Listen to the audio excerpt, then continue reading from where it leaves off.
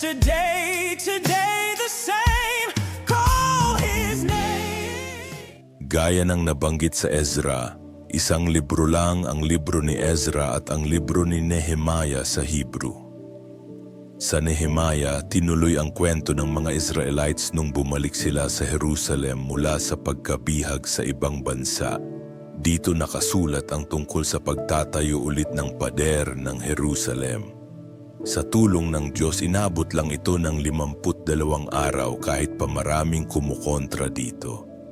Nasa libro rin na ito ang listahan ng mga Jews na bumalik sa Jerusalem at ang pag-a-assign ng mga taong magsiserve para sa pagsamba sa Diyos. Si Nehemiah ang naka-assign na governor sa Jerusalem nung time na ito.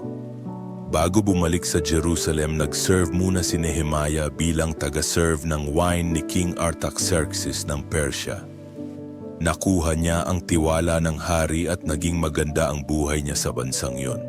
Pero hindi niya nakalimutan ang bansang pinanggalingan niya kaya pinili niyang bumalik sa Jerusalem para tumulong sa pagtatayo ulit ng mga pader nito. Madalas mag-pray si Nehemiah at sobrang nagtitiwala siya sa Diyos. Lahat ng ginawa niya ay pinag-pray niya ng mabuti kasi alam niyang hindi siya magiging successful kung gagawin niya ang mga ito para lang sa sarili niya. Kahit magaling siyang mag-lead ng mga tao, alam ni Nehemiah na magiging maayos lang ang bayan kung magsisisi ang mga Jews at tatalikod sila sa mga kasalanan nila.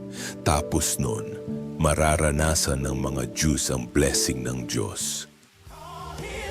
Welcome sa ating Bible Study Channel. Ang channel na ito ay nagpapakita ng Taglish na pagsasalin ng Biblia, kombinasyon ng Tagalog at English para sa new generation. Layunin kong mas maintindihan, maunawaan, at maisapuso ng bawat isa ang nilalaman ng salita ng Diyos. Kung gusto mong mag-aral ng Bible, simula Old Testament hanggang New Testament, samahan mo kong basahin nating mabuti at unawain kung saan tayo nagmula at madiskubre ang dakilang pag-ibig ng Diyos para sa buong sanlibutan. At kung nandito ka pa rin hanggang ngayon, don't forget to click the notification bell at mag-subscribe sa ating YouTube channel. Tuloy-tuloy natin ang pagbabasa hanggang sa mga susunod pang aklat ng Biblia. Tara, sabay-sabay tayong lumalim sa salita ng Diyos. God bless. Mountains move. Jesus. He's the rock, the truth, the flame. Yesterday, today.